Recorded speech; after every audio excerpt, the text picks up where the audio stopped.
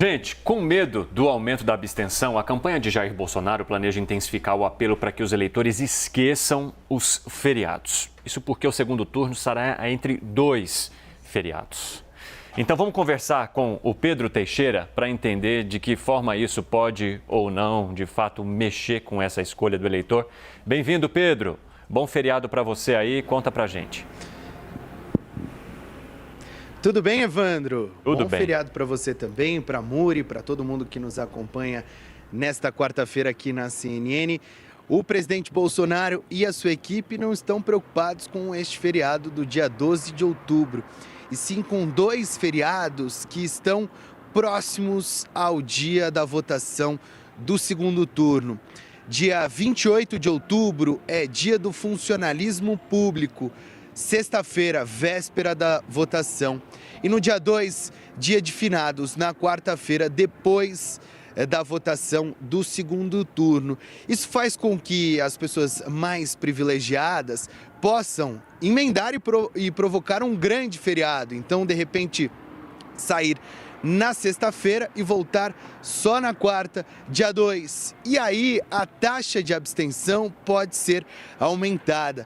Como a campanha aposta em convencer parte dos eleitores que não votaram no primeiro turno a votar no presidente Bolsonaro no segundo turno, eles ficam mais preocupados com relação a isso e prometem intensificar, principalmente nas redes sociais, a mensagem de que as pessoas devem esquecer essa possibilidade de viajar ali no período das eleições, justamente para que essa taxa de abstenção não aumente. A outra preocupação é que, segundo as pesquisas, o presidente Bolsonaro tem maioria dos votos na parcela mais privilegiada, ou seja, os mais ricos, e são justamente esses que acabam podendo fazer viagens mais longas ou viajar neste período ali de feriados, de emendas de feriados, e por isso, com o aumento desta abstenção, principalmente neste público, o presidente poderia eventualmente perder alguns votos que podem, de repente, decidir as eleições. Por isso, como eu disse, eles pretendem intensificar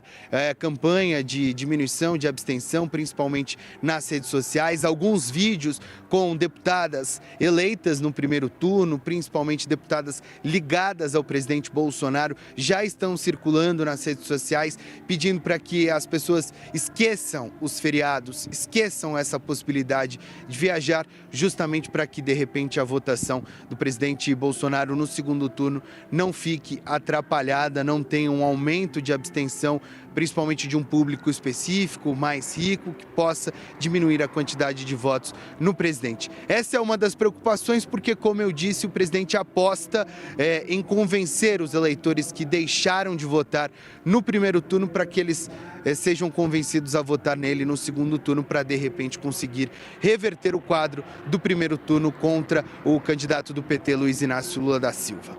A gente vai seguir acompanhando. Eu volto com vocês. Sem dúvida. Obrigada, Pedro. Bom trabalho por aí. Logo mais a gente volta a conversar ao longo do jornal. É interessante o Pedro falar isso, nessa preocupação com a abstenção por parte do governo do presidente Bolsonaro, porque ao mesmo tempo que a preocupação deles é de que as pessoas viajem, os eleitores viajem e não votem neles, a preocupação da campanha de Lula é também com a abstenção, mas com os mais pobres, que geralmente não têm dinheiro ou não estão cansados, trabalharam a semana inteira, estão cansados de realmente sair, pegar ônibus e votar. Isso tudo num domingo, quando teoricamente é o dia de folga, né? A preocupação está dos dois lados em torno da abstenção, mas claro, são situações diferentes. A nossa analista Basília Rodrigues colocou, né, essa situação como um dos pontos-chave da campanha de Bolsonaro. Por isso, vamos conversar com os nossos analistas, então, para eles falarem um pouquinho mais sobre isso. Basília, Alexandre Borges, Gustavo Uribe, que bom ter vocês aqui nesse feriado. Feliz Dia das Crianças para vocês. A Basília riu, né? hein? Obrigada. Carol Souza sabe o quanto é difícil administrar esses filhos aqui, fazer com que eles estejam no horário aqui sentados para conversar conosco. Ó, já teve uma reclamação. Você viu? Do a gente filho, fica do só filho mais analisando velho assim, as ali. Reações. A cara do Eu não vou nem falar nada. Dá para entender que tem um filho que sempre reclama, né? A pessoa faz 2 horas e meia de liberdade de opinião, dá uma saidinha para tomar uma água, cadê você? A Carol já, verdade, cadê você? Eu falo, tá bom, tá bom. Não, você tá perdoado, então. Agora, Uribe e Basília... Filho mais velho perdoado. Basília e Uribe, a gente vai manter a carcada em vocês. Basília, você mencionou a abstenção aqui ontem, inclusive foi o tema do Giro da Tocha que você trouxe, em 1 minuto e 5, 35 segundos a mais do que você deveria. Quero saber de você, então, por que há essa preocupação tão grande quando também temos, no meio dessa história toda, 2 feriados? É natural, do primeiro para o segundo turno sempre cresce o nível de abstenção do eleitorado, ou seja, menos pessoas vão às urnas votar no segundo turno do que no primeiro turno das eleições. Muito bom dia para você, Cine, Muriel, Uribe, Alexandre. A gente está meio calado aqui porque a gente está sempre no horário certo. Nunca atrasamos no horário do Giro da Tocha. Desculpa vocês. Já o Alexandre, não posso dizer o mesmo. Mas ontem mais ou menos, hein, Basília? Ontem Vocês teve estão atraso. muito infantis.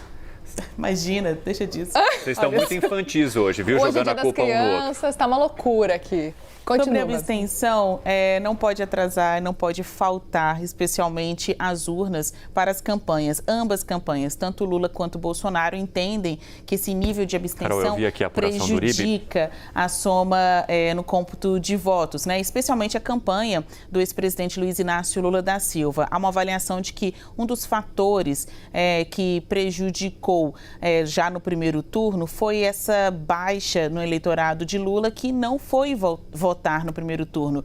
Isso talvez tenha sido motivado até por aquele discurso, né, do já ganhou, que muitos petistas, esquerdistas entoaram, né, dando a entender que Lula venceria estas eleições. Isso acabou deixando gente em casa e essas pessoas não foram votar com menos votos. Também a gente vê que eles não conseguiram liquidar essa fatura já no primeiro turno das eleições. Agora, no segundo turno, tanto Lula quanto o Bolsonaro observam isso, especialmente naquele público mais carente, população C, D e E. É um público que, por uma questão logística, tem mais dificuldade para ir até o local de votação, pelos problemas comuns da vida, né? Trabalho, saúde, família. Muitas vezes, entre escolher sair de casa para ir votar ou ficar em casa resolvendo os seus problemas, é uma faixa aí da sociedade, né? Um segmento aí de renda que opta por resolver os seus problemas e não ir votar. Essas são diversas avaliações que são feitas aí por auxiliares de ambas campanhas. Como incentivar que as pessoas saiam de casa e votem no 30 de outubro. Uma das dificuldades, como lhe falei, de logística, diz respeito à falta de transporte público, né? Ainda mais que vai ser um domingo. A campanha, especialmente de Lula, chegou a procurar até o presidente do Tribunal Superior Eleitoral, Alexandre de Moraes, na semana passada, para que a Justiça, por meio de medidas, sejam de conversa junto à Justiça Eleitoral nos estados ou decisões judiciais de fato, possam incentivar mais ônibus nas cidades, né, para o transporte no dia das eleições, para que de fato as pessoas possam exercer o seu direito do voto, independentemente em quem irão votar. No primeiro turno, a gente até acompanhou, né, diversos impasses jurídicos em torno de passe livre ou não. No domingo vai ter ou não passe livre, as pessoas vão conseguir ir, então, andar de ônibus de graça para poder votar. Existia essa questão em diversos estados. Mas, Alexandre, quero seguir falando com você sobre esse ponto especificamente envolvendo a abstenção, que é uma questão que, então, preocupa as duas campanhas. A Basília desenhou muito bem isso. E quero que você explique para a gente um pouco mais também sobre esse processo da abstenção e como que ela pode impactar, no fim das contas, num eventual segundo turno. Essa questão é uma questão que pega eleições no mundo inteiro, mas de maneiras diferentes. Por exemplo, se você for olhar nos Estados Unidos, se fala muito em abstenção, no turnout, etc. Mas lá, como o sistema de votação é indireto, você tem, na maior parte dos estados americanos, o que eles chamam de winner takes it all, né? O vencedor leva tudo. O que quer dizer? Mesmo que você tenha uma diferença de votos dos dois principais candidatos por 10 votos de um a mais do que o outro, ele leva todos os delegados daquele estado para o colégio eleitoral. Então faz uma diferença muito grande. A gente viu isso muito em 2016 na eleição do Donald Trump. Por exemplo, no Michigan, teve uma diferença ridícula ali de votos e o Trump levou o Michigan inteiro. Aqui no Brasil é diferente. Cada voto vale, né? Cada cidadão e cada voto vale igual. Então, as diferenças pequenas são importantes, mas no cômputo geral, ela está valendo um voto como qualquer outro vale. Mas aqui no Rio de Janeiro, a gente teve um caso que eu já relatei, a primeira eleição do Eduardo Paes, ele está agora no seu 3º mandato. A primeira vez que ele se candidatou e venceu a prefeito da cidade foi em 2008, ali no auge da popularidade tanto do Lula, que ele apoiava, quanto do Sérgio Cabral, que era o governador do Rio, que também era apoiado por ele.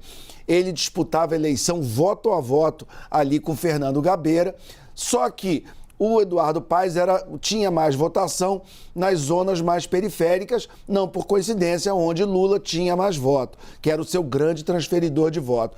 Em compensação, na Zona Sul, nas zonas mais ricas da cidade, era onde Fernando Gabeira tinha mais voto. Sérgio Cabral, governador do estado, antecipou um feriado, muita gente viajou e Fernando Gabeira acabou perdendo para Eduardo Paes por uma margem muito, muito pequena de votos. Tanto que o resultado, se não me engano, o resultado só ficou claro com 99,2% das urnas apuradas. Então foi uma coisa meio ali no olhar eletrônico e muito por causa desse feriado decretado, porque feriado você tem muito rico viajando, então se você tem algum candidato que tem mais eleitores de classe média e classe alta, esse candidato pode ser prejudicado por um feriado. Essa é a preocupação da campanha de Jair Bolsonaro. Esse feriadão que vai pegar ali, dia de Todos os Santos, finados, esse feriadão pode fazer com que eleitores de Bolsonaro viajem e ele tenha, numa eleição tão apertada que cada voto faz diferença, ele possa ter algum tipo de prejuízo? É possível. É por isso que agora ele está nessa pregação pedindo para as pessoas não viajarem, pedindo para as pessoas votarem, porque ele sabe que isso pode gerar problema para ele. Nós aqui, que discutimos a política como um todo, talvez também seja uma chance da gente lembrar de discutir em algum momento o voto obrigatório, né? Quer dizer, o voto deveria ser um direito e não um dever. Você tem direito de votar, mas você também é obrigado a votar. Se você tem apenas o direito, mas não o dever, parte da obrigação do político, que é o que acontece, por exemplo, nos Estados Unidos, é convencer você a votar, a ir votar. E isso também faz com que o político lembre de uma maneira muito clara como ele é um servidor público, que ele está ali para servir o público, que ele está ali para prestar um serviço à comunidade e para que a comunidade dê para ele esse mandato, ela voluntariamente deveria se dirigir à urna para dar esse voto de confiança a ele. Só um comentário como varia, né, as razões pelas quais as pessoas deixam de votar. Tem aquele eleitorado que pode viajar e por isso não constar presença nas urnas. E aquele outro eleitorado que não tem nem ônibus para chegar até a sua zona eleitoral. Claro que também tem as pessoas que estão um tanto céticas, que não querem votar porque não estão entusiasmadas em fazer parte desse processo eleitoral agora em 2022. Mas é interessante observar, né, comparando meu comentário com o do Alexandre Borges, né, como as razões para as pessoas não votarem e entrarem nesse grupo das abstenções variam de acordo com a sua renda também. Ô, Uribe, eu queria conversar um pouquinho com você. Evandro, Oi. Desculpa, só uma última coisa também. É bom lembrar que essa eleição não tem mais, na maior parte dos estados, o voto para governador e já não tem mais o voto para senador, para deputado federal e estadual. Verdade. O que para muita gente também pode diminuir o interesse.